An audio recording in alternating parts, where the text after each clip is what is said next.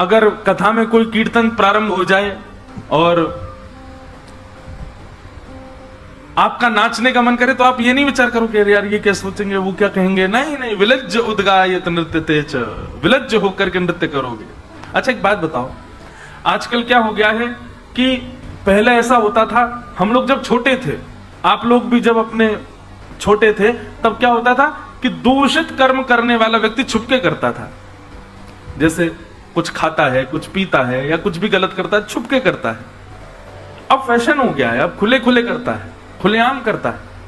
Airport पर चले जाओ तो एयरपोर्ट पर भी एक अलग से कमरा होता है, उसमें सिगरेट पीते हैं जाके लोग, धुआं उड़ाते हैं। उनको लज्जा नहीं आती वहां जाने में। बचपन में मुझे याद है कि मैं स्कूल जाता था, मेरा पैंट फट गया था यहां से, तो मैंने मम्मी से कहा, मैंने कहा दूसरा पैंट दिलवाओ, तो हमारी मम्मी ने वही रफू कर दिया, बोले यही पहन के जा। इतनी लज्जा आती थी, बताओ यार ऐसा पैंट पहन के जा रहे हो। और अब अभी बंबई में एक जगह मेरा पॉडकास्ट था, उसका वो जैसे ही बैठा उसका घुटना बाहर आ गया यहां से।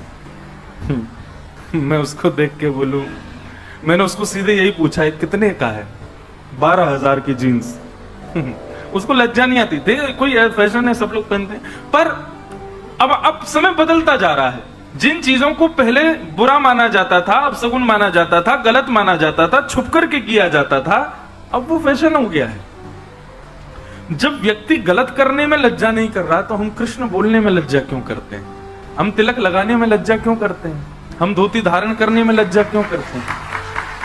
जब वो लोग संसार के व्यसन में उनको किसी प्रकार की लज्जा नहीं, तो हमको ठाकुर जी का होने में लज्जा क्यों? मीराबाई कहती हैं,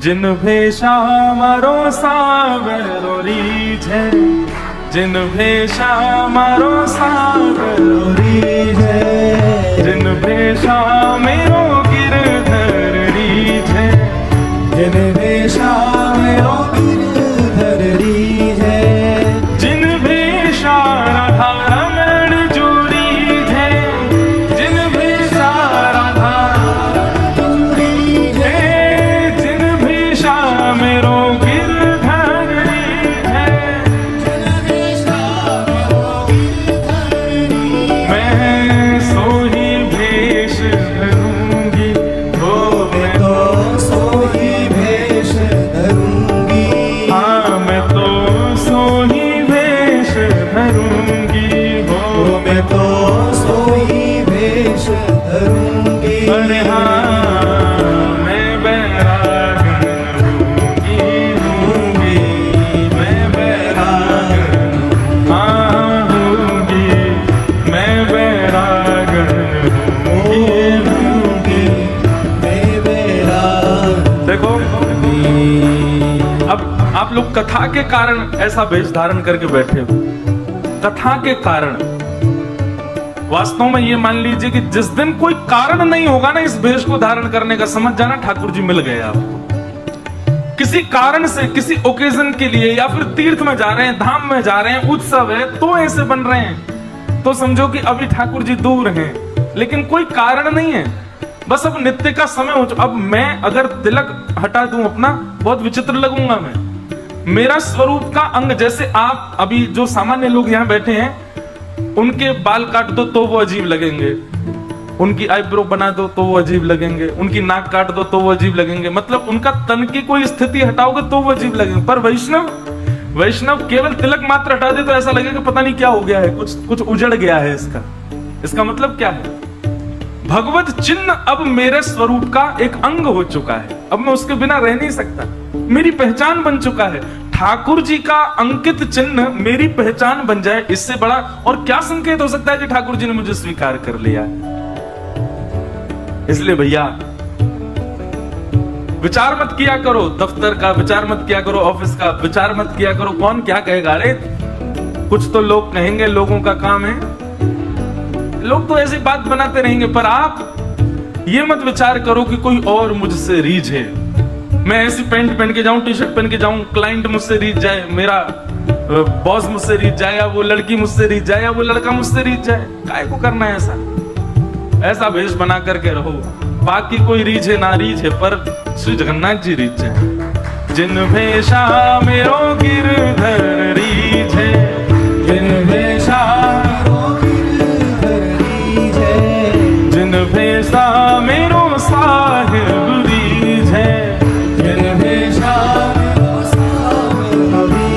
मैं सोही भेष धरूंगी हो, मैं तो सोही भेष धरूंगी। अरे हो मैं तो सोही भेष धरूंगी हो, मैं तो सोही भेष धरूंगी। अरे हाँ मैं बैरागन होंगी, मैं बैरागन होंगी, मैं बैरागन होंगी, मैं बैरागन। मीराबाई कहते हैं, कहू तो कुसुमल साड़ी रंगावा, कहो तो कुसुमल साड़ी रंगावा, कहो तो कुसुमल साड़ी रंगावा, कहो तो कुसुमल साड़ी रंगावा। ओ कहो तो भगवान भेष, कहो तो भगवान कहो तो भगवान भेष, कहो तो भगवान ओ कहो तो मोतियन मांग भरावा, कहो तो मोतियन भरावा, कहो तो मोतियन मांग भरावा, कहो तो मोतियन मांग भरावा। ओ कहो छिटकावा केशवाला, कहो छिटकावा हाँ बाला, कहो छिटकावा केशवाला, कहो छिटकावा अरे हाँ मैं बैरागन होंगी, मैं बैरागन होंगी, मैं बैरागन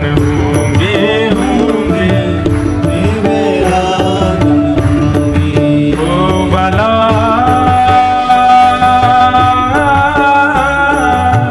मैं बैरागन होंगी, मैं बैरागन होंगी, मैं बैरागन होंगी, मैं बैरागन होंगी, मैं बैरागन हाँ होंगी, मैं बैरागन होंगी।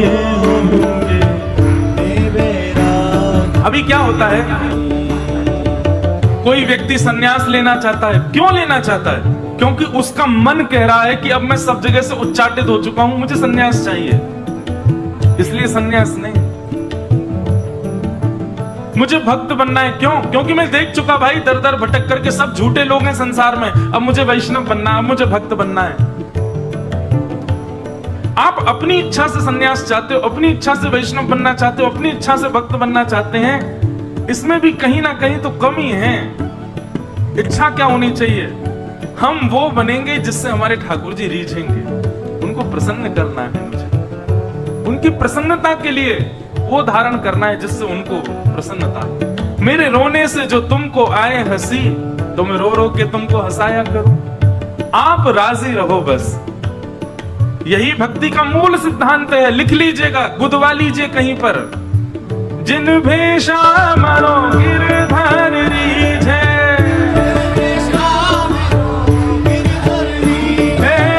जिन भेषा नंद लाला रीझे,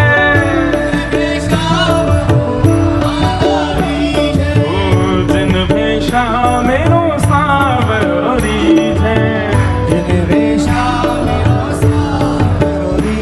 मैं सोही भेष धरूंगी, ओ मैं तो सोही भेष धरूंगी। अरे हाँ मैं तो सोही वेश धरूंगी, हो मैं तो सोही भेष धरूंगी। अरे हाँ मैं बैरागन होंगी, मैं बैरागन होंगी,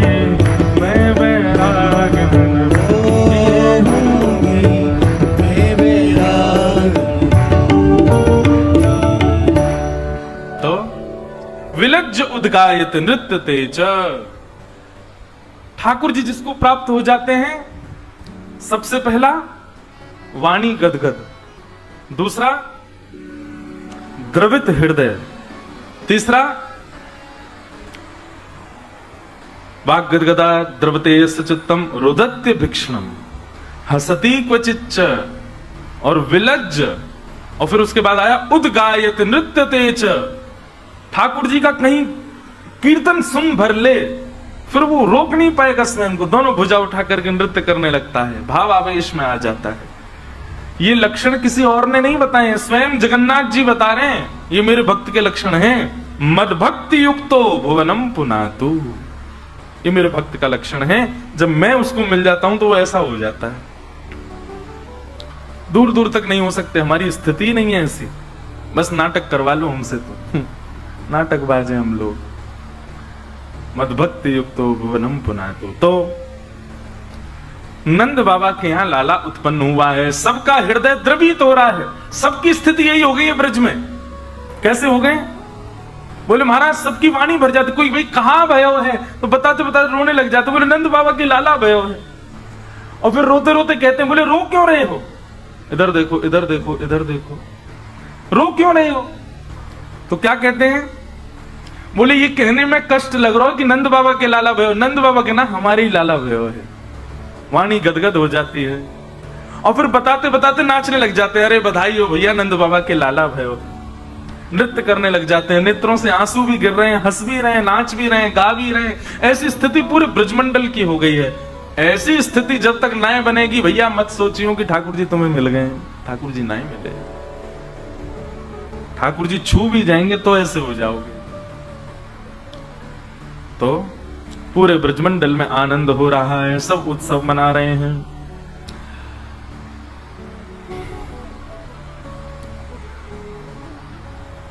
तन पवित्र सेवा किए,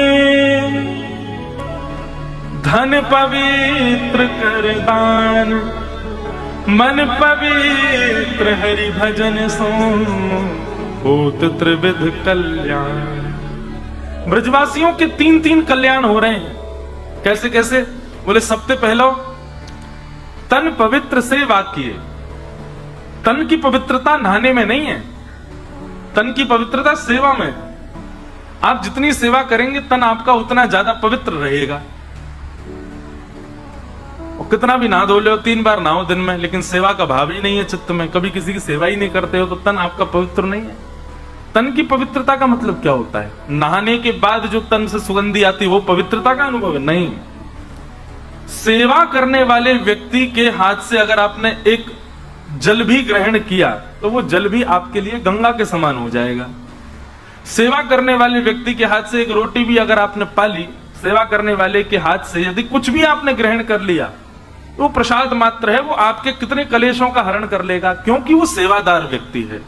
उसके हाथों में इतना पवित्रता है कि उसके हाथ से स्पर्श की कोई भी वस्तु आप स्वीकार करोगे। इसलिए हम संत जनों के हाथों से, वैष्णव जन हो, भक्त जन हो, उनके हाथों से आशीष प्राप्त करते हैं, प्रसाद लेते हैं, कुछ भी ग्रहण करते हैं।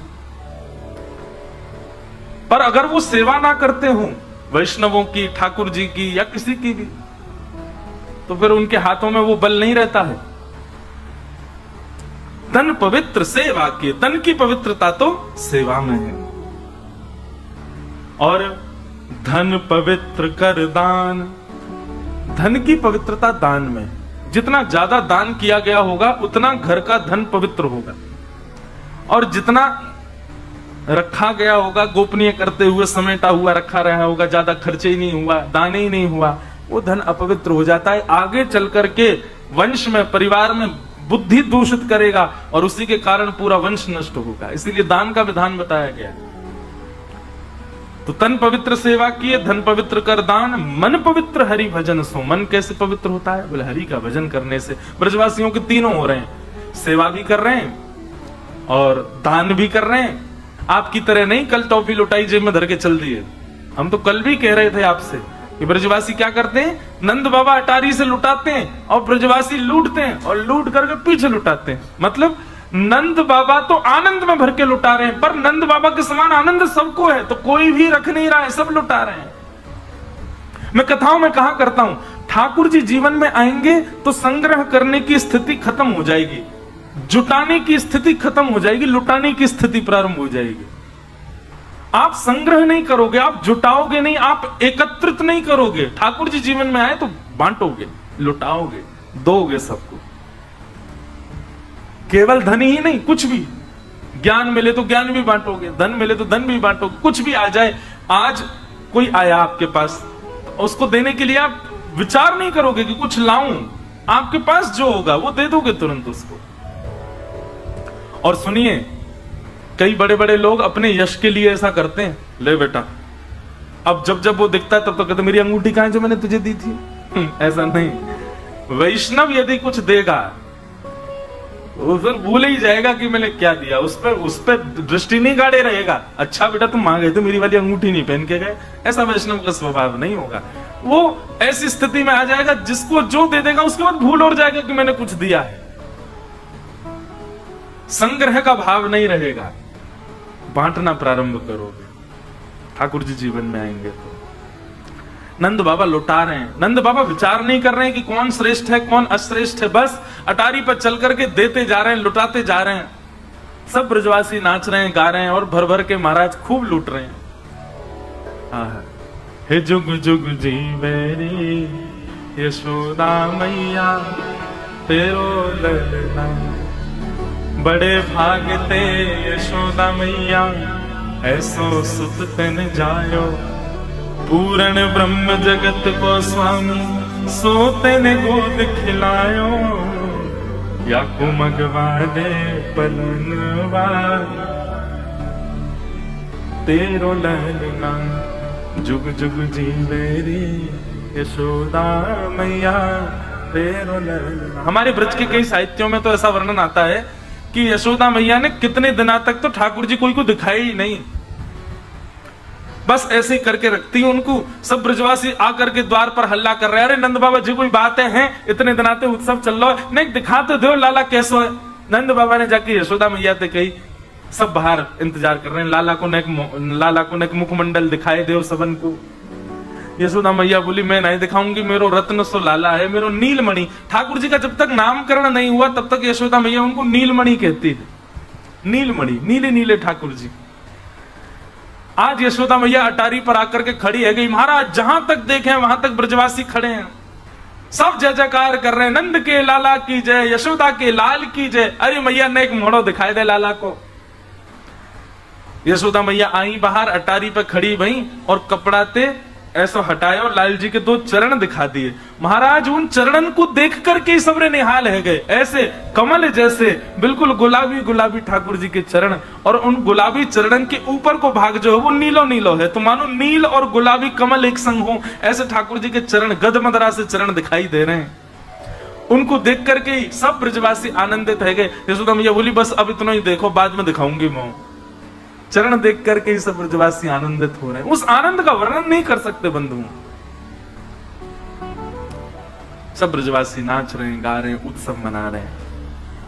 हमारे नाना जी एक प्रसंग सुनाया करते थे कि लाला ठाकुर जी को जन्म तो भयो देवकी मैया के यहां, तो फिर ठाकुर जी सब लीला देवकी मैया के यहां ही कर लेते, ये यशोदा मैया के यहां काहे को आए? ठाकुर जी को लीला ही करनी ही तो देवकी मैया के संग कर लेते। ऐसी कोई योजना बनाते, देवकी मैया कारागृह से बाहर आ जाती, पहले ही जन्म लेवे थे पहले, और ठाकुर जी वहीं जन्म लेकर के ब्रज में पूरी लीला करते। लेकिन हमारे नाना जी एक बात सुनाते, बोले भैया ये सब ब्राह्मण के आशीर्वाद को फल है। कैसे? नंद बाबा यशोदा मैया के जब तक लाला नाए भयो 80 बरस के है गए, तो नंद बाबा के कुल पुरोहित हैं सांडिल्य मुनि। नंद बाबा ने सांडिल्य मुनि को बुलाए करके उनसे कही कि बाबा महाराज आप हमारे काजे एक अनुष्ठान कर दो, और वह अनुष्ठान में ये भाव रखो कि एक लाला है जाए। कामना क्या है लाला की? देखो बहुत सुंदर बात, ध्यान से सुनना। पुत्र इसलिए नहीं चाहिए कि हमारा वंश बढ़ाए, हमारी संपत्ति बढ़ाए, पुत्र इसलिए चाहिए विष्णु आराधनार्थाय। 9 लाख गैया हैं, इनकी सेवा करे, ब्रजवासी इनकी सेवा करे, संतन की सेवा करे, इन सवन के काज संतान की प्राप्ति करनो चाहे। हमारी संतान प्राप्ति के पीछे कारण ही अलग है। हमारो यश बढ़ावे, खूब पैसा कमावे, धन कमावे, घर बनावे, जे करे, इसलिए हमको पुत्र चाहिए। पर श्री नंद बाबा की स्थिति अलग है। नंद बाबा को भाव कहा है, बोले इतनी सारी गैया हैं, इन गैयान की सेवा करने वालों एक ग्वारिया चाहिए मुझे। तो इतने संत हमारे यहाँ, हमें उन संतन के पाम धो धो करके, भैया मैं तो बूढ़ो है, चलो कौन करेगो, संतन को आनो लगो रे हमारे यहाँ, उनके पाम धोबे वालों एक सेवक चाहिए। और ये सबरे ब्रजवासी भैया, ये सबरे मुकु राजा माने, मेरे बाद इन ब्रजवासी की सेवा करने वालों कोई होना चाहिए, यमुना जी की सेवा करने वालों कोई होना चाहिए। हमारे नाना जी कहते, लाला गौ सेवा, संत सेवा, ब्राह्मण सेवा, ब्रजवासी सेवा, यमुना सेवा, इन सेवान के भाव से पुत्र की याचना करी तो परब्रह्म ने मन बनाया कि भैया ये सेवा तो मैं ही कर सकूं, कोई सामान्य बालक ना करे, कोई हमारे मैं ही तुम्हारो लाला बन के आऊंगा। यदि कोई सामान्य व्यक्ति इस भाव से पुत्र की याचना करे, कई लोग आते हैं मेरे पास, छोटे छोटे लालाओं को लेके आएंगे, बालकों को लेके, और कई लोग आते हैं बड़े बड़े मुष्टंडे लेके, महाराज जी इसके सिर पे हाथ धर दो, इसकी बुद्धि सुधर जाए, महाराज जी इसके सिर पे हाथ धर दो, मेरी आज्ञा मानने लग जाए। अरे कोई मेरे हाथ में क्या है, मैं अपने सिर पे ही हाथ धर लूं कि मैं करोड़पति बन जाऊं। लेकिन कई माताएं छोटे छोटे बालकों को, महाराज जी इसको आप आशीर्वाद दे दो कि ऐसा भक्त बने कि कालांतर में ये आपकी कथा कराए, ये श्री जगन्नाथ महाप्रभु का महा उत्सव करे, ये वृंदावन धाम जाकर के खूब वैष्णव बन जाए। महाराज जी ये कुछ बने नहीं बने, इसकी ठाकुर जी के प्रति प्रीति हो जाए। ये सब बातें सुनकर के ना हृदय से आशीर्वाद निकलता है। लेकिन जब कोई यूं कहता है कि महाराज जी इसको आशीर्वाद दे दो, ये पास हो जाए, पर आशीर्वाद ही लगता है, बेटा पढ़ लो, हम क्या आशीर्वाद दें, हमारे आशीर्वाद से पास होना होता तो सारे चार्टेड अकाउंटेंट हमारे पास ही बैठे होते, पढ़ नहीं रहे होते, आशीर्वाद देते रहो हम पास हो जाएं। बालकों के प्रति या बंधुओं संसार की कोई भी वस्तु की कामना करो, कृष्ण संबंध के साथ कामना करो। हमें घर बनाना है अपने लिए, ये संसारी इच्छा हो गई, पर हमें ठाकुर जी के लिए एक सुंदर स्थान बनाना है।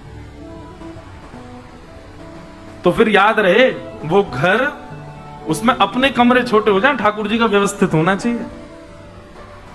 आप कभी हमारे घर आओ, हमारे श्री लाल जी का कक्ष देखो, हमारे लाल जी बाहर नहीं विराजते, कक्ष में रहते हैं अपने, और जहां कहीं भी रुकने जाएंगे वहां भी इनका एक सेपरेट कक्ष होता है, सेपरेट इनकी सब व्यवस्था होती है। और मैं बहुत जल्दी लग रहा हूं इनका पासपोर्ट और बनवाऊं, अगली बार से कहीं जामे तो इनकी एक सीट और हो, इनका आईडी कार्ड भी ले हो। भाई ठाकुर जी हैं, इनका ही राज है, हमारा राज थोड़ा ही है, इन्हीं की ही कृपा है, इन्हीं की वजह से ही हम राहुल केला, इन्हीं की वजह से बंबई जाते हैं, इन्हीं की वजह से दुनिया में घूमते हैं, अपना कोई अस्तित्व थोड़ा ही है। तो कोई भी कामना करो, कामना के पीछे कृष्ण संबंध जरूर होना चाहिए। हमें गाड़ी भी चाहिए तो गाड़ी अपने लिए नहीं, हमको ठाकुर जी के लिए एक रथ चाहिए, ऐसी भावना रखो, और उसमें फिर महीना 2 महीना में ठाकुर जी को कहीं ले जाया करो, उसमें बैठा के। ठाकुर जी के भाव से रथ की कामना करोगे तो फिर ठाकुर जी जिम्मेवारी रखेंगे, खरोंच भी नहीं आ जाए, मेरो रथ है, ठुकनो नहीं चाहिए, कहीं आपको एक्सीडेंट नहीं आ जाए, मेरो रथ है। ठाकुर जी की भावना से संसार की कामना करो तो वो संसार की कामना भी भक्ति बन जाएगा। तो नंद बाबा ने सांडिल मुनि से कही कि आप एक अनुष्ठान करो, हमारे घर लाला रह जाए। और लाला के पीछे कामना केवल इतनी है, गौ सेवा, संत सेवा, ब्रजवासी सेवा करवे वालो लाला होए। तो सांडिल मुनि बोले मैं तो एक अनुष्ठान में जा रहा हूं, मैं तो ना आ पाऊंगा, मैं अपने भांजे को भेज दूंगा, वो बढ़िया पंडित है, बाकू भेज दूंगा। अब सांडिल मुनि के जो भांजे थे उन्होंने, वो पहले कभी वृंदावन गए नहीं थे, उनको भेज दिया। 21 ब्राह्मणों को संग लेकर के महाराज सांडिल मुनि के जो भांजे थे वो वृंदावन गए, गोकुल गए। और गोकुल में जैसे ही गए महाराज तो सब घर के सदस्य प्रणाम करते हैं, और हमारे वृंदावन में आज भी नियम है, माताएं बहनें सिर ढक करके प्रणाम करती हैं। सिर ढकना या मुख ढकना ये कोई ऐसा नहीं कि मुख नहीं दिखाना, बस एक सम्मान की भावना है। हम किसी के सम्मान में बस ऐसा कर रहे हैं, और कोई इसके पीछे कोई विशेष कारण नहीं। बाकी तो ये मुगल जब आए ना भारत में, उसके बाद ज्यादा इसकी प्रथा हो गई। पहले माताएं इतना घूंघट थोड़ी करती थी, यशोदा मैया हूं, कौशल्या मैया, उस समय में कोई इतना घूंघट थोड़ी होता था। ये मुख छुपाने की जो भावना है, ये तो मुगलों की कुदृष्टि से बचाने के लिए हिंदुओं के घरों में ऐसा करना पड़ना प्रारंभ किया, और फिर वो उसको प्रथा मान लिया लोगों ने। प्रथा नहीं है ये। भारत की माताओं के लिए ऐसी कोई प्रथा नहीं है कि मुंह छुपा के ही रहना है उनको। और सिर ढकना, तो ये तो अब भाई लोग तो, हम लोग तो मॉडर्न ज्यादा ही हो गए हैं। नहीं तो प्राचीन काल में एक भी आप किसी को नहीं देख सकते बिना पाग बिना मुकुट के, पुरुष भी नहीं रहते थे। वो सिर पर भी कुछ ना कुछ बांध करके रखते थे। ऐसा माना जाता है शास्त्राज्ञा, हमारे पाप हमारे केशों में निवास करते हैं। इसीलिए शुद्ध कार्यों में या फिर घर में कुछ ऐसा हो जाए, उसके बाद केश दान किए जाते हैं, मुंडन संस्कार होता है। और कई प्रांत भारत के ऐसे, वहां तो हर 15-20 दिन में मुंडन हो जाता है, करते ही रहते हैं, क्योंकि इनमें पाप निवास करता है। इसलिए इनको ढक करके रख। इसीलिए बाल कहीं किसी सब्जी में गिर जाए, रोटी में गिर जाए, कहीं उसको पाना ही नहीं चाहिए। उसको तुरंत कहीं बाहर करो, किसी जीव जंतु को खवाए दो, स्वयं नहीं पाना है उसको, क्योंकि उसमें पाप निवास करता है। इसलिए प्राचीन काल में ढक करके बांध करके रखते थे कि ये कहीं ज्यादा गिरे ना। किसी के अब केश गिर गए, आपने उस पर पैर रख दिया तो जिसके केश हैं उसके पाप आप में आ जाएंगे। चलो कल से तुम भी और मैं भी दोनों पाग पहने हैं। इसलिए सिर ढकने की प्रथा हमारे शास्त्रों में है। भाइयों के लिए भी है, माताओं के लिए नहीं अकेले। पर माताएं बेचारी अभी भी पालन करती, भाई तो कुछ पालन करते नहीं। तो यशोदा मैया ने जब उनको प्रणाम किया, घूंघट लगा रखा था, और जैसे ही प्रणाम किया तो उनको लगा कोई नवीली दुल्हन है। और दुल्हन महाराज जान करके उन्होंने तो सीधा आशीर्वाद दिया, बोले पुत्रवती भव। यशोदा मैया को आशीर्वाद पुत्रवती भव का दे दिया। तो यशोदा मैया बोली, बोले बाबा तो फिर ध्यान रखियो, 80 वर्ष की आयु रह गई है हमारी, और आपने पुत्रवती भव को आशीर्वाद दियो है। सांडिल मुनि के जो भांजे हैं वे आनंद में भर गए और बोले, मैया अब तो चाहे ठाकुर जी को ही आना पड़े, लेकिन आपके पुत्र तो होएगा, क्योंकि शास्त्राज्ञा है ब्रह्म वाक्यम जनार्दनम। ब्राह्मण जो बोलता है जिम्मेवारी ठाकुर जी लेते हैं उसको पूरी करने की। अब तो हमने कह दियो कि आपके लाला होएगा तो होएगा, और बाकी मैया नहीं तो एक काम करो, चकाचक 21 ब्राह्मणन को बढ़िया सुंदर एक यज्ञ कराए दो, वहां में हम सब अनुष्ठान कर देंगे, और अनुष्ठान में आप बढ़िया दक्षिणा दे दियो, बढ़िया भोजन पानी कराए दियो, बढ़िया जाप करेंगे, आपके घर लाला होएगा। नंद बाबा ने यमुना के किनारे बढ़िया सुंदर तंबू लगवायो, एक बढ़िया मथुरा से हलवाई बुलवायो, 21 ब्राह्मणन की रहवे सोवे की व्यवस्था कर दी। भैया अनुष्ठान चलेगो, नंद बाबा के यहाँ लाला होना चाहिए। बहुत ध्यान से सुनियो। हलवाई आकर के प्रसादी बना रहे हैं। पहले दिन को अनुष्ठान, ब्राह्मण को 3 चीजें सबसे ज्यादा प्रिय हैं। सबसे पहला भोजन, और दूसरा महादेव की आराधना, और तीसरी दक्षिणा। 3 सबसे ज्यादा प्रिय है। किसी ब्राह्मण को प्रसन्न करना हो, ये 3 काम करवा दो, महादेव की आराधना करवाओ, और बढ़िया भोजन पवाओ, और फिर दक्षिणा दे दो, और फिर ब्राह्मण को प्रणाम करो, वो आशीर्वाद देगा, फलेगा, निश्चित फलेगा वो आशीर्वाद। नंद बाबा ने बढ़िया हलवाई बुलवाए। हलवाई ने आकर के सवेरे सवेरे महाराज आलू की सब्जी, बेड़ई, कचौड़ी, जलेबी नाश्ता में बनाए। ब्राह्मणन को कही, आ जाओ भैया सबरे ब्राह्मण, अनुष्ठान बाद में शुरू करियो, पहले बाल भोग पा लियो। ब्राह्मणन ने जाकर के देखी, देसी घी में तली भाई बढ़िया कचौड़ी जलेबी बन रही है, खूब चकाचक पाई महाराज, नर भर लियो यहां तक, नाश्ता तो पेट भर गो। जैसे पेट भर गो महाराज, सब ब्राह्मण बोले, बाबा यहां तो आनंद ही आए गए, चलो अब अनुष्ठान शुरू करें। और अनुष्ठान से पहले जमुना जी में आचमन करो। आचमन करवे गए तो आचमन करते करते सब ब्राह्मणन को आलस आन लगो। ब्राह्मण सब बोले, बोले काम करें? बोले कहा, ये सवेरे को नाश्ता का जो ज्यादा है, नेक आराम कर लें, दोपहर में उठेंगे और उठ के स्नान करके फिर जप में बैठ जाएंगे। बोले हाँ एक काम करो, 2-2 घंटा सवेरे सो जाओ। और 2-3 घंटा के लिए सवेरे ब्राह्मण सो गए। हमारे नाना जी सुनाते तो बहुत अच्छा प्रसंग।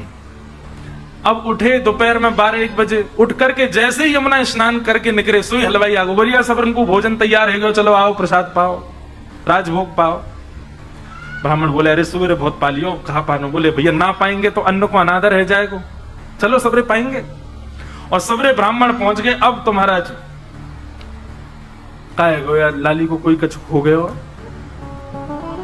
अरे अपनी मैया ढूंढ रही है बेचारी। तो सब ब्राह्मणों ने प्रसाद पाया, पूड़ी सब्जी आदि सब पेट भर करके महाराज फिर नर भर लियो अपनो यहां तक। दोपहर को प्रसाद पाके फिर सब उनको पेट भर गो। अब सब ब्राह्मण बोले बाबा हम पे तो हिलऊ ना जा रहा, एक काम करें 2-2 घंटा और सो जाएं, रात में करेंगे अनुष्ठान, यमुना स्नान करके रात्रि में अनुष्ठान करेंगे। शाम को फिर से सबने स्नान किया, स्नान करके जैसे अनुष्ठान में बैठने लगे हलवाई जी आगे बोले रात को भोजन तैयार है गया, आ जाओ पालो। रात में सब लोगों ने प्रसाद पायो, सोवे को समय है गयो रात्रि में। ब्राह्मण बोले भैया पहले दिन तो भोजन में ही नहीं करोगे, हमने अनुष्ठान ही ना शुरू किया, नंद बाबा के लाला कैसे होएगो? सब ब्राह्मण बोले अब अनुष्ठान तो तुम यार यूं समझ लो भोजन को ही अनुष्ठान है, खावे और सोवे को अनुष्ठान है। खा करके तृप्त है रहे हैं ब्राह्मण और सोते समय आनंद में भर के कह रहे हैं हे विधाता, ये नंद बाबा ने बड़ा सुख कर रखो हमारे काजे, या नंद बाबा के घर एक लाला भेज दियो। और भैया उन ब्राह्मणन की प्रसन्नता की ऐसी 21 दिनों तक ब्राह्मण इतने प्रसन्न रहे कि उनकी प्रसन्नता की वजह से ठाकुर जी उनके पुत्र बन के आ गए। नंद बाबा यशोदा के यहाँ लाला बन के आए। जन्म कहीं और लियो लेकिन ब्राह्मणन को प्रसन्न किया है नंद बाबा ने, यहाँ मारे उनके यहाँ ठाकुर जी पुत्र रूप में पधारे। ऐसे हमारे पूज्य नाना जी सुनाया करते। देखो बंधुओं, अनुष्ठान हो, यज्ञ हो, उसमें विधि कैसी है ये जरूरी है, नियम कैसा है ये जरूरी है, दक्षिणा कैसी है ये जरूरी है, भंडारा कितना बढ़िया है ये जरूरी है, पर उससे भी कई ज्यादा जरूरी है कि जो ब्राह्मण आए वो प्रसन्न होके गए कि नहीं, ये बहुत जरूरी है। आजकल लोग अनुष्ठानों में इस बात का बिल्कुल ध्यान नहीं रखते, उनको लेबर की तरह ट्रीट करते हैं। हमको बहुत कष्ट होता है कभी कभी, ऐसा नहीं होना चाहिए। इसीलिए अनुष्ठान सफल नहीं हो पाता, क्योंकि आप ब्राह्मण को प्रसन्न ही नहीं कर पाते। उसकी प्रसन्नता कोई बहुत बड़ी थोड़ी है, उसको बस सम्मान चाहिए, आदर चाहिए, प्रेम चाहिए। उसको इतना प्रसन्न करो कि वो आपके अनुष्ठान को हृदय से करे। आपका अनुष्ठान पूर्ण क्या, साक्षात ठाकुर जी प्रकट हो जाएंगे। ब्राह्मण में इतना बल है। तो ब्राह्मणों की कृपा से ठाकुर जी इनके यहाँ लाला बन करके पधारे हैं। बोलो कृष्ण कन्हैया लाल की। एक राक्षसी जिसका नाम है पूतना, वो गोकुल में आई है ठाकुर जी को मारवे के काजे। भक्ति में सबसे पहली अड़चन कौन सी आएगी? भक्ति में सबसे पहली रुकावट आती है पूतना। पूतना यानी कि अविद्या, अविद्या यानी कि अज्ञान, अज्ञान यानी कि सद और असद की पहचान ना होना, इसको अविद्या कहते हैं।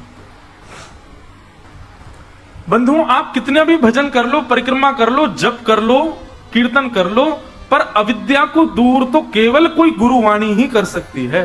जब तक आप गुरुवाणी का आश्रय नहीं लोगे, जब तक आप किसी सत्संग का आश्रय नहीं लोगे, आपकी अविद्या नहीं मर सकती। इसलिए सत्संग युक्त होकर के ही भक्ति के मार्गों को स्वीकार करो। बिना सत्संग के आपके, अब चाहे आप 3 घंटे सुनते हैं, ऐसा हो ही नहीं सकता कि 3 घंटे में एक सूत्र आपके संशय का समाधान ना करता हो। इतने सारे सूत्र व्यासपीठ से कहे जाते हैं, एक सूत्र तो आपके लिए होता होगा। इसलिए अविद्या रूपी पूतना को मारने के लिए सत्संग रूपी कृष्ण का आश्रय जरूर लेना पड़ेगा आपको। नहीं तो भक्ति में सबसे पहली अड़चन आएगी अविद्या। अविद्या ही पूतना। पूतना भगवान, पूतना महाराज कंस के शत्रु को खोज रही है, और खोजते खोजते पूतना ने क्या किया, अपने पयोधर में विष लगा करके जाती है, और 10 दिन के अंतराल में जितने बालकों ने जन्म लिया है ब्रजमंडल में, उसने सुंदर रूप धारण किया, सुंदर वेश धारण किया, उसको धारण करके जाती है। कोई भी उसको रोकता नहीं है, सब सोचते हैं इतनी सुंदर, इतने अच्छे कपड़े पहन के आई है, अच्छे घर की होगी। नए नए बालकों को उसकी गोद में दे देते हैं खिलाने के लिए। चुपके से वो अपना पयोधर बालक के मुख में देती है, पयोधर में लगा विष बालक के मुख में जाता है, बालक मर जाता है। घूमते घूमते पूतना का आगमन हुआ गोकुल में। बहुत ध्यान से सुनिएगा, मुझे ये विषय बहुत अच्छा लगता है इससे, क्योंकि वैष्णवों को बहुत कुछ सीखने को मिलेगा पूतना के इस विषय से। पूतना ने गोकुल में प्रवेश किया। पूतना का वास्तविक रूप कैसा है? राक्षसत्व रूप है उसका, राक्षसी है वो। ना देखने में सुंदर है, ना बोलती अच्छा है, ना चलती अच्छा, कुछ भी अच्छा नहीं है उसका। अत्यंत कुरूपणी भयावह है, परंतु केवल और केवल सबके चित्त में विश्वास प्रकट करने के लिए, अपने लिए, कि सबको मुझ पर विश्वास हो जाए, सुंदर बन करके गई है, बनावटी बन करके गई है, अपने वास्तविक रूप में नहीं गई है। पूतना ने जैसे गोकुल में प्रवेश किया, सब पूतना के रूप पर आकृष्ट हो गए। उसकी चाल देखो, उसके नेत्र देखो, उसकी मुस्कान देखो, उसके केश देखो, उसके वस्त्र देखो, उसके आभूषण देखो, उसकी हर वस्तु आकर्षण कर रही थी सबका अपनी ओर। ब्रजवासी गा रहे हैं, नंद घर आनंद भयो जय कन्हैया लाल की, नाच रहे हैं, गा रहे हैं। 6 दिन हो गए, 6 दिन से कोई सोया भी नहीं है, किसी ने भोजन भी पाया ढंग से, ऐसा किसी को पता नहीं है। बस उछालते हुए बधाई, कोई खावे की वस्तु आ जाए तो वही को खा करके पेट भर रहे हैं अपनों। कोई व्यवस्थित भोजन भी नहीं किया ब्रजवासियों ने, इतना उन्मुक्त हो चुके हैं उत्सव में। और उस उत्सव के बीच में जब पूतना आती है तो ब्रजवासी नाचते नाचते जैसे पूतना को देखते हैं तो आकृष्ट हो जाते हैं। अरे देखो तो कितनी सुंदर। पुरुष तो पुरुष, माताएं भी उस पर मोहित हो गई, गोपियां भी उस पर आकृष्ट होने लगी। छोटे छोटे बालक अपनी माताओं के पास जाकर के कहने लगे, बोले मैया हमारी उम्र है गई, हमारा ब्याह करा दे। बोले ब्याह करा दे? कौन तो ब्याह कराऊं? बोले वो जो आ रही है बातें करा दे। इतनी सुंदर। शरीरम स्वरूपम तथा वा कलत्वम रथश्चारु रुचिरम धनम मेरुतुल्यम मनश्रेण लग्नम कृष्ण पादारविंदम ततः किम ततः किम ततः किम ततः किम। चाहे कितना भी सुंदर शरीर आपने बना लिया हो, कितना भी सुंदर रूप आपने पाया हो, कितना भी सुंदर धन आपने कमाया हो, कितनी भी सुंदर कन्या या वर से आपने ब्याह किया हो, कितनी भी गाड़ियां खरीद ली हो, कितना भी संपत्ति वैभव कमा लिया हो, कितना भी बड़ा व्यापार क्यों ना कर लिया हो, लेकिन मनश्रेणा लग्नम कृष्ण पादारविंदम, इन सबको पाने के बाद मन कृष्ण के चरणारविंदों में नहीं लगा हो, तो रावण के पास भी ये सब कुछ था। हमारे पूज्य नाना जी कहते थे रावण देखने में ज्यादा बुरा नहीं लगता था, अच्छा था, उसका रूप भी अच्छा था, उसका शरीर भी अच्छा था। उसकी पत्नी मंदोदरी, कहते हैं जब सीता जी की खोज करने हनुमान जी गए तो एक बार तो मंदोदरी को देख करके उनको लगा यही तो नहीं है सीता जी, मतलब कहीं ना कहीं रिजेंबल हो रही है, और वो भी हनुमान जी नहीं पहचान पा रहे तो समझो मंदोदरी को हम तो सीता जी समझ लेते। पत्नी भी अच्छी है, और वैभव कैसा रावण का। हनुमान जी महाराज कहते हैं जब मैं लंका गया तो लंका देखते ही मेरे मन में आया इतनी सुंदर नगरी मैंने जीवन में कभी नहीं देखी। संपत्ति भी अच्छी है, सब कुछ अच्छा था रावण का। आज की डेट में एक व्यक्ति की जो जो इच्छाएं होती है ना, वो सारी इच्छाएं रावण की भी थी। अच्छा घर हो, अच्छी पत्नी हो, अच्छा वैभव हो, अच्छा नाम हो, अच्छा यश हो, अच्छा संपत्ति हो, अच्छा मेरा शरीर हो, अच्छा मेरा रूप हो, सब रावण के पास था, सब कुछ था रावण के पास। लेकिन क्या नहीं था? मनश्रेण लग्नम राम चरणारविंदम, उसका मन राम जी के चरणों में नहीं लगा था। क्या हुआ? ततः किम ततः किम ततः किम ततः किम, सब व्यर्थ हो गया। हनुमान जी महाराज ने लंका क्यों जलाई पता है? क्योंकि हनुमान जी ने जैसी लंका को देखा तो लंका देख करके उनको लगा इतनी सुंदर लंका। बाद में जब उन्होंने देखा कि इस लंका में राम जी तो है ही नहीं, ये मुझको भा कैसे गई? बिना राम की युक्त वस्तु यदि मुझे भा गई है तो इस वस्तु को मैं ऐसा कर दूंगा कि मुझे भाए ना, या तो राम युक्त हो, और राम युक्त नहीं है तो इसको जला दूंगा मैं पूरी को। पूरी लंका जला दी उन्होंने। और जब लंका जल गई ना तब हनुमान जी देखे बोले हाँ अब बढ़िया है, जो जिसके पास राम जी नहीं, उसकी ऐसी स्थिति होनी चाहिए, चाहे वो कितना भी सुंदर बढ़िया क्यों ना हो। इसलिए भैया, कोई भी योग्यता आपको मिली हो जीवन में, पर कृष्ण युक्त होकर के नहीं मिली है, तो मैं आपको एक बात की गारंटी दे सकता हूं, वो कांस्टेंट नहीं हो सकती, कभी ना कभी छूट जरूर जाएगी। इसलिए श्री कृष्ण युक्त होकर के आप वस्तु को स्वीकार करो। पूतना अत्यंत सुंदरी बनकर के आई, सब उसके रूप पर मोहित हो गए।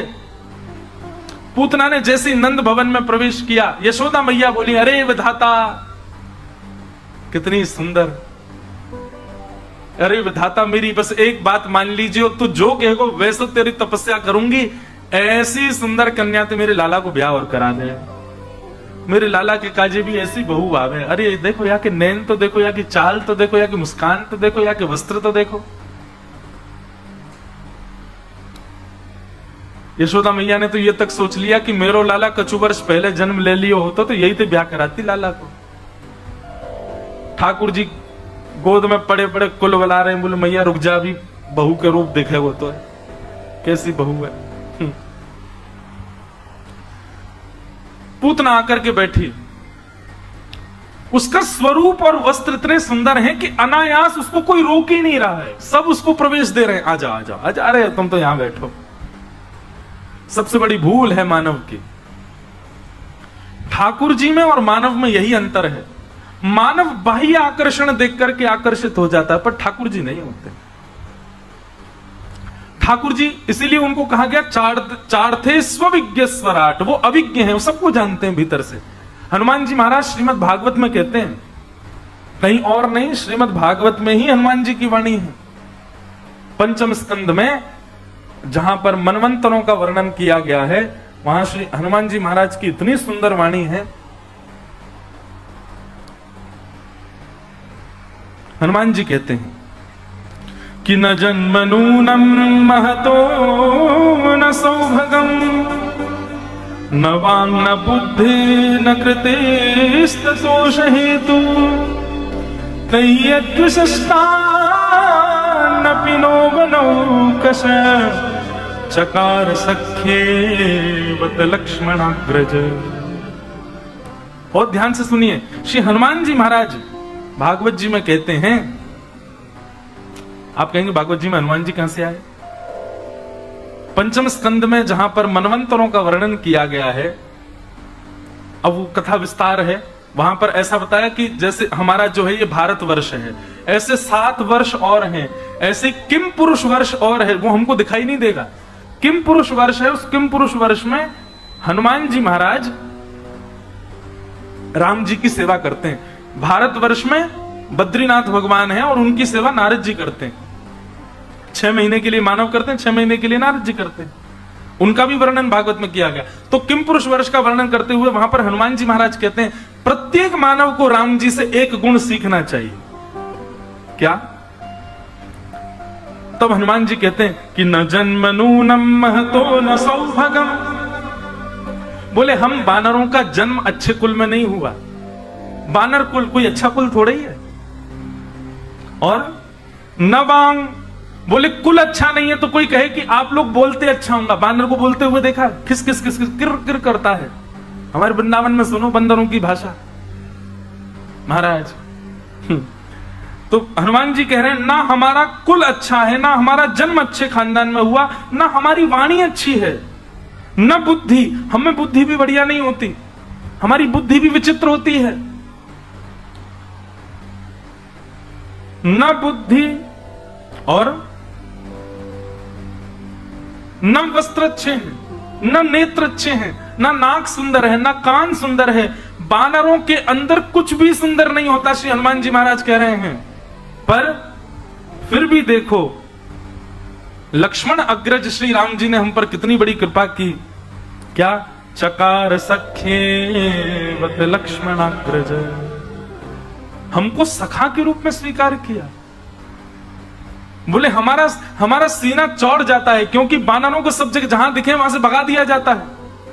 परंतु श्री राम जी चाहे अयोध्या गए हो, लंका गए हो, चाहे अपने ससुराल ही क्यों ना गए हो मिथिला, सब जगह जाकर के संबोधन में ये नहीं कहा कि देखो मेरी सेना, कहते ये सब मेरे सखा हैं, ये सब मेरे मित्र हैं, ये सब मेरे यार हैं।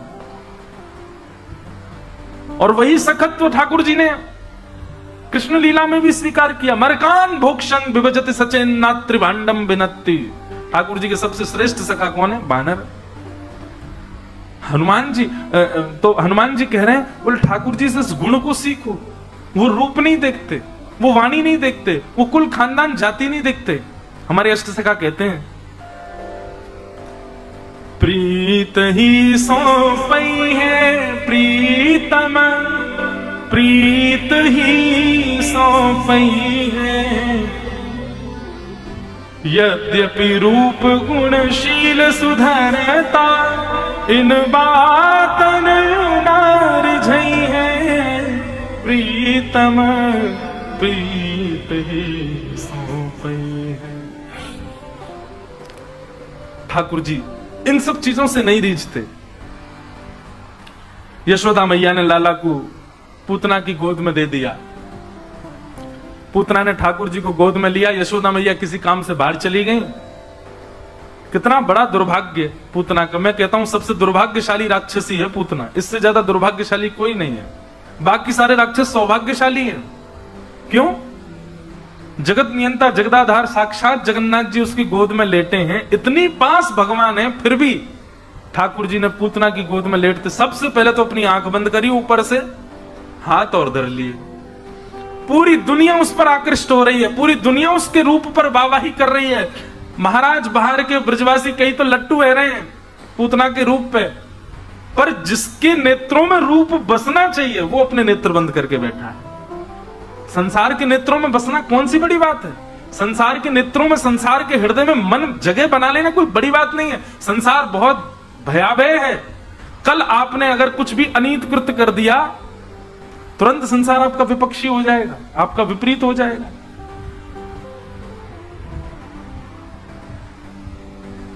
कोई आपसे आकर के कहते कल रात में महाराज जी पी रहे थे, और ये कहना भूल जाए चाय, अगले दिन ही आधी हो जाएगी भीड़ पंडाल में, और सब विश्वास और कर लियो हम लग ही रहे थे वो तो। बहुत खतरनाक है संसार। ऐसे संसार के नेत्रों में, हृदय में, बुद्धि में स्थान बनाना कोई बड़ी बात है? हमारा उद्देश्य तो यही है कि हम श्री जगन्नाथ जी के हृदय में अपना स्थान बनाएं, हम श्री जगन्नाथ जी के नेत्रों में अपना स्थान बनाएं, हम श्री जगन्नाथ जी के चित्त वृत्ति में विराजमान हो जाएं। कौन है श्री जगन्नाथ जी के चित्त में बैठे हैं? श्री जयदेव महाप्रभु। श्री जगन्नाथ जी के चित्त में बैठे हैं सदन कसाई। श्री जगन्नाथ जी के चित्त में बैठा है साल बेग। आज भी रथ यात्रा होती है भगवान की, साल बेग की समाधि के आगे कोई नहीं रोक सकता उस रथ को। नंदी घोष रथ जब चलता है, अब तो बहुत व्यवस्था सरकार की हो गई। प्राचीन काल में तो हम लोग सुनते थे कि लोग बाग तक भी उस रथ के नीचे कई बार आ जाते थे, किसी का हाथ आ गया, किसी का पैर आ गया, कोई मानव ही आ गया, उस रथ को कोई नहीं रोक सकता। पर आज भी कहते हैं कि जैसे सालवेग की समाधि आती है बीच मार्ग में, अपने आप रथ धीमा हो जाता है, अपने आप ठाकुर जी रुक जाते हैं। आज भी हजारों वर्ष बाद अपने सालवेग के लिए श्री जगन्नाथ महाप्रभु, हमें तो लगता है कि महाप्रभु क्यों आते हैं बाहर? सालवेग को याद करने आते हैं, उसी से मिलने आते हैं। उनके चित्त में सालवेग बैठा है। विश्व के करोड़ों के जड़ाऊ वस्त्र नहीं धारण करते, लेकिन जयदेव महाप्रभु के द्वारा लिखा गया गीत गोविंद आज भी ओढ़ करके, लपेट करके सोते हैं श्री जगन्नाथ जी। क्यों? रात में व्यक्ति अपनी प्रिय चद्दर ओढ़ करके सोता है, अपनी प्रिय तकिया पर सोता है, अपने प्रिय बिस्तर पर सोता है, अपने प्रिय वस्तुएं आसपास रख के सोता है ताकि उसको नींद अच्छी आवे। ऐसे जगन्नाथ प्रभु ऐसा भाव रखते हैं कि मानो गीत गोविंद के रूप में सब ब्रजवासी, सब गोपी, श्री राधा रानी और श्री जयदेव महाप्रभु को हृदय से लिपटा करके श्री जगन्नाथ जी सोते, शयन में जाते, उनके हृदय में बैठे हैं। दुनिया के हृदय में जगह बनाना कोई बड़ी बात है? कर दो कुछ, राहुल केला में कुछ बढ़िया सा बन जाएगी जगह सबके, फिर अगले दिन ही कर दो कुछ उल्टा, सब गालियां भी दे देंगे। पर जगन्नाथ जी आप कितने भी पाप करके चले जाओ, लेकिन महाप्रभु तब भी ऐसे ही खड़े रहेंगे, आपको देख करके प्रसन्न भाव में रहेंगे। आपको कभी अस्वीकार नहीं कर सकते।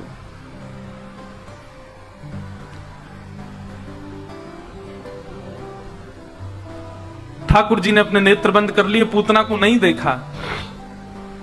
पूतना ने अपना पयोधर जैसे भगवान के मुख में दिया, भगवान ने नेत्र बंद किए। इसके पीछे सैकड़ों कारण बताए जाते हैं क्यों नहीं देखा पूतना को, पर मुझे जो विशिष्ट 2 कारण लगते हैं उनको मैं कह दूं। सबसे पहला कारण ठाकुर जी ने पूतना को नहीं देखा, उसके पीछे यह है कि पूतना बनावटी बनकर के आई है, जो वास्तविक है उसमें नहीं आई है।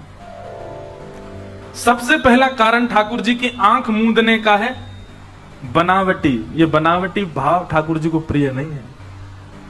जो लोग पाखंड के भाव से, बनावटी भाव से, केवल और केवल दूसरों को दिखाने के लिए कि देखो हम भक्त हैं, हम वैष्णव हैं, हम ये हैं वो हैं, इस भाव से ठाकुर जी के पास जाते हैं। भगवान कहते हैं हजारों लोग मेरे मंदिर में, मैं उनको तो बिल्कुल ही नहीं देखता जो बनावटी भाव से आए हैं। बनावटी लोग ठाकुर जी को प्रिय नहीं, पाखंडी लोग ठाकुर जी को प्रिय नहीं है। ऐसे लोगों को देख करके ठाकुर जी अपना नेत्र बंद कर लेते हैं। दूसरा कारण पूतना को न देखने का क्या है? चलो तुम बनावटी बनकर के आई, तुम अपना रूप बदल करके आई, पर तुमने आकर के क्या किया? नंद घर आनंद भयो जय कन्हैया लाल की उत्सव मना रहे ब्रजवासियों का उत्सव छुड़वा दिया। ब्रजवासियों को भी अपनी ओर आकर्षित कर लिया। उन ब्रजवासियों का मेरे प्रति जो प्रेम, मेरा जो चिंतन चल रहा था, वो तुमने रुकवा दिया। मतलब दूसरा कारण ठाकुर जी के नेत्र बंद करने का है कि किसी वैष्णव की भक्ति में यदि आप अवरोध बनोगे, आप रुकावट बनोगे, तो ठाकुर जी आपको नहीं देखेंगे। ये 2 विशिष्ट कारण लगते हैं पूतना को न देखने के। पहला बात बनावटीपना, और दूसरी बात किसी भक्त की भक्ति में अवरोध आना, अवरोध बनना।